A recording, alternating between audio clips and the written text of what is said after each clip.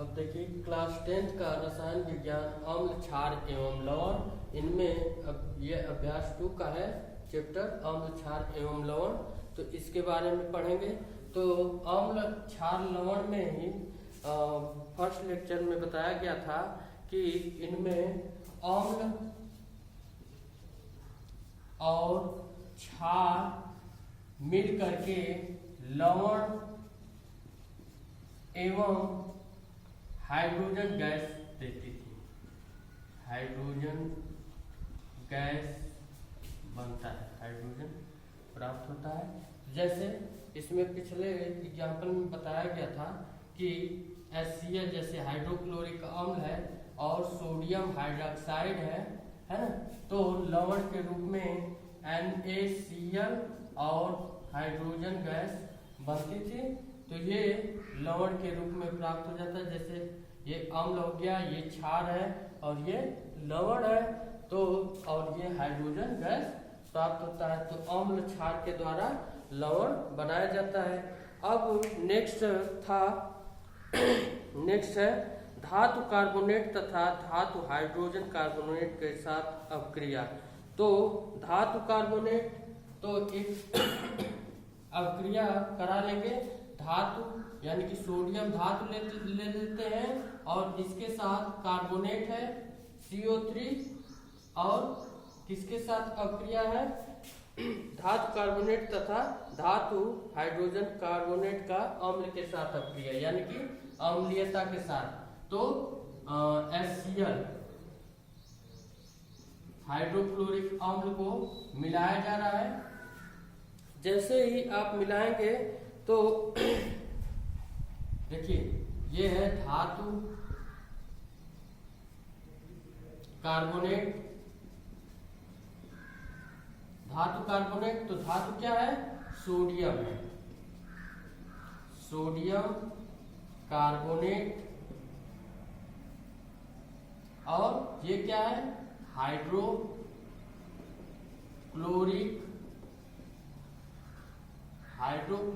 अम्ल है। तो धातु कार्बोनेट जो कि सोडियम कार्बोनेट के रूप में है और हाइड्रोक्लोरिक अम्ल है जो कि इसके साथ अपक्रिया कराई गई है। तो क्या बन रहा है, NaCl प्लस H2CO3 यानी कि सोडियम क्लोराइड यानी कि लवण बन रहा है NaCl H2O और CO2। तो देखिए ये सोडियम क्लोराइड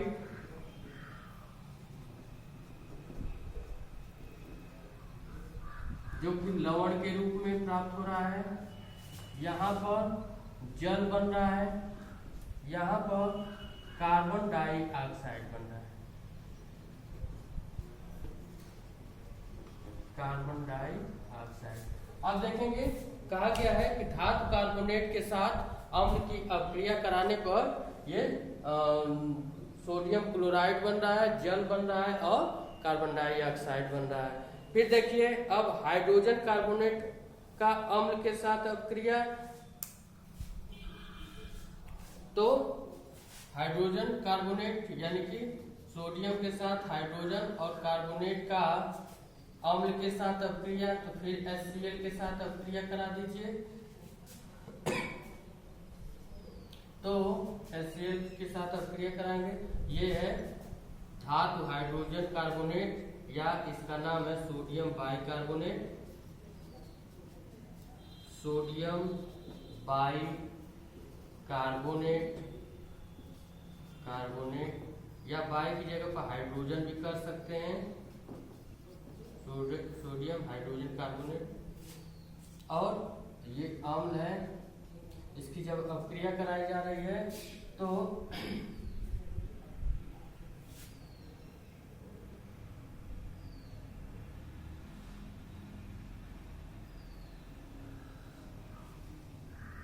इसकी अपक्रिया कराई जा रही है। तो ये बन रहा है NaCl सोडियम क्लोराइड। देखिए ये दोनों मिल रहे हैं और ये है H2 और O, तो यहाँ पर H2O और CO2, तो ये बना सोडियम क्लोराइड,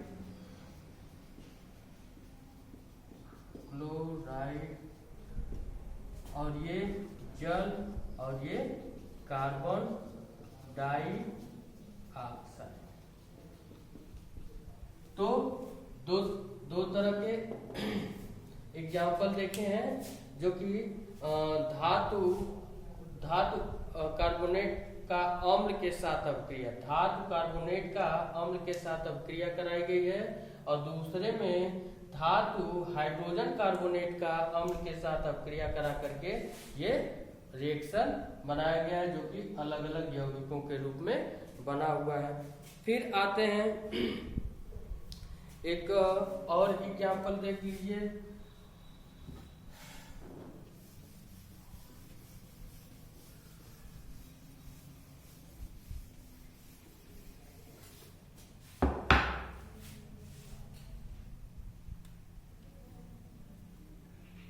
कैल्शियम कार्बोनेट का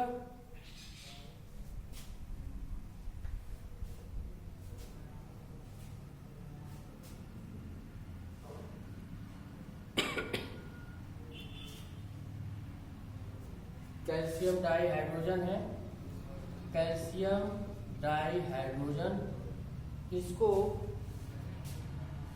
कार्बन डाइऑक्साइड के साथ मिलाया जा रहा है।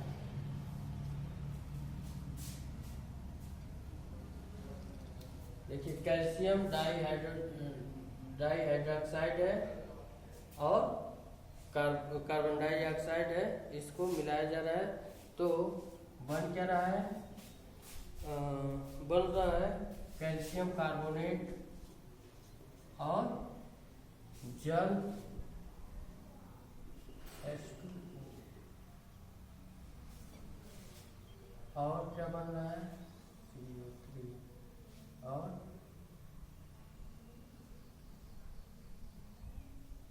कैल्शियम कार्बोनेट जल प्राप्त हो रहा है, यही चीजें बनेगा। देखिए कैल्शियम एक है, इधर भी देखिए कैल्शियम एक है, ऑक्सीजन कितने हैं, 2 और 2 4 है, ऑक्सीजन इधर देख लीजिए 3 और 1 4, तो ऑक्सीजन 4 है। हाइड्रोजन कितने हैं, हाइड्रोजन 2, और इधर हाइड्रोजन भी 2 है। कार्बन देख लीजिए, इसमें कार्बन 1 है, इधर भी देख लीजिए कार्बन, तो इस तरह संतुलित करके भी देखा जा सकता है। तो ये है कैल्शियम डाइहाइड्रोक्साइड का कार्बन डाइऑक्साइड के साथ अपक्रिया किया गया है, तो कैल्शियम कार्बोनेट और जल प्राप्त हुआ है।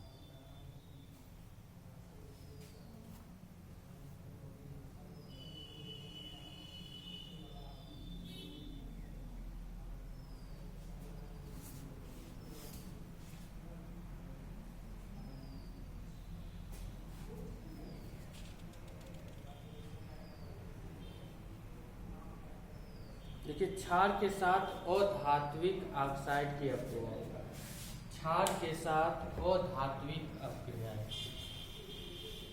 अगली रही है क्षार के साथ अधात्विक अपक्रियाएं, क्षार के साथ अधात्विक अपक्रियाएं। क्षार के साथ अधात्विक अपक्रियाएं, जब भी क्षार के साथ अधात्विक अपक्रियाएं होती हैं तो वो यौगिक अम्लीय ऑक्साइड प्रकृति के होते हैं। यानी कि अम्लीय ऑक्साइड के अधात्विक ऑक्साइड जो होते हैं अम्लीय प्रकृति के होते हैं, जो कि क्षार के साथ अपक्रिया करते हैं।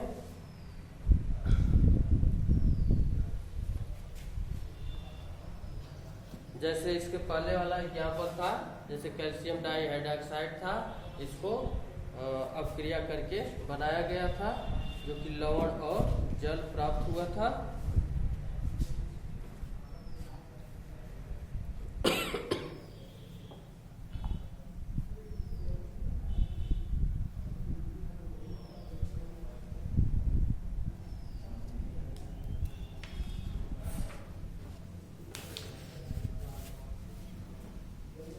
अब अम्ल क्षार को कैसे सूचक द्वारा प्रदर्शित किया जाता है, कैसे सूचक के द्वारा दर्शाया जाता है, तो थोड़ा सा संकेत में बता देते हैं कि अम्ल और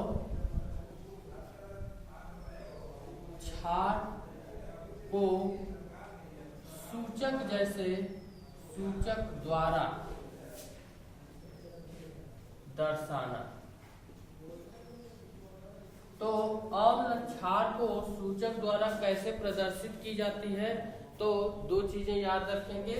अम्लीय जो अम्ल होते हैं उनकी अम्लीयता 0 से लेकर के 7 तक, ये क्या है कि अम्लीयता होती है। और क्षार देखेंगे, क्षार 7 से लेकर के 14 तक होती है। तो संसूचक के रूप में किस तरह प्रदर्शित करते हैं, ये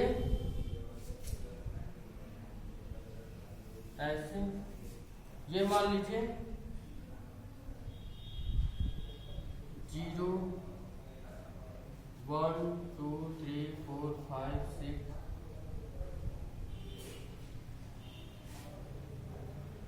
1 2 3 4 5 6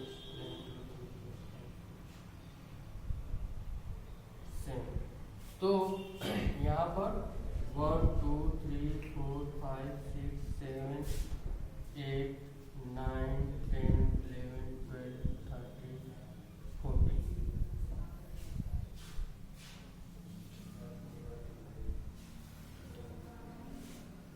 10 11 12 13 14।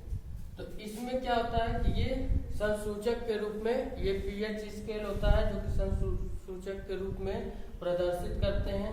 जैसे जैसे 7 से इधर घटते हुए क्रम में जाते हैं, जैसे जैसे 7 से 1 की तरफ या 0 की तरफ आते हैं, घटते हुए क्रम में आते हैं, तो अम्लीयता बढ़ती है।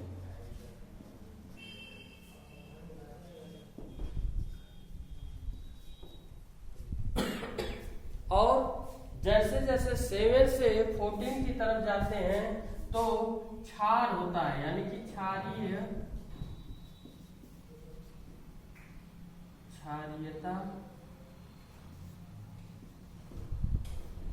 बढ़ती है। यानी कि जैसे जैसे ये क्रम से बढ़ते हुए क्रम में रहते हैं तो क्षारीयता बढ़ती है, लेकिन इनका जो है अंकों की भी बढ़त होती है, तो ये बढ़ते क्रम में है। ये बढ़ते क्रम, तो ये संसूचक के रूप में होते हैं। फिर से देख लेंगे एक बार और। जैसे अम्ल और क्षार के सूचक द्वारा प्रदर्शित करना रहता है, तो अम्लीयता जो होती है 0 से 7 तक होती है, और क्षार जो होते हैं 7 से 14 तक होती हैं। तो इनमें संसूचक के रूप में पीएच स्केल के रूप में दर्शाया जाता है। तो ये 7 से जैसे ही 0 की तरफ आएंगे तो ये घटते हुए क्रम में अंक होंगे, लेकिन अम्लीयता क्या होगी, बढ़ते हुए क्रम में होगी। दूसरी बात ये है कि अब जब 7 से ऊपर की तरफ जाएंगे, 7 से बढ़ते हुए क्रम में जाएंगे 14 तक, तो इसमें क्षारीयता बढ़ते हुए क्रम में रहती है। तो अब 7 पे जब रहते हैं तो ये क्या होता है कि उदासीन होते हैं, इनमें न अम्लीयता रहती है और न क्षारीय रूप में प्रदर्शित होती है। तो इस तरह पीएच स्केल के द्वारा जाना जाता है।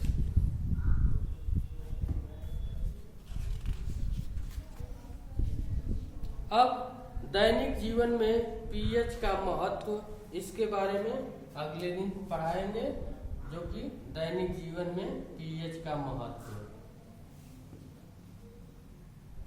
दैनिक जीवन में पीएच या अम्ल क्षार का महत्व, इसके बारे में नेक्स्ट टाइम पढ़ाएंगे। दैनिक जीवन में पीएच का महत्व।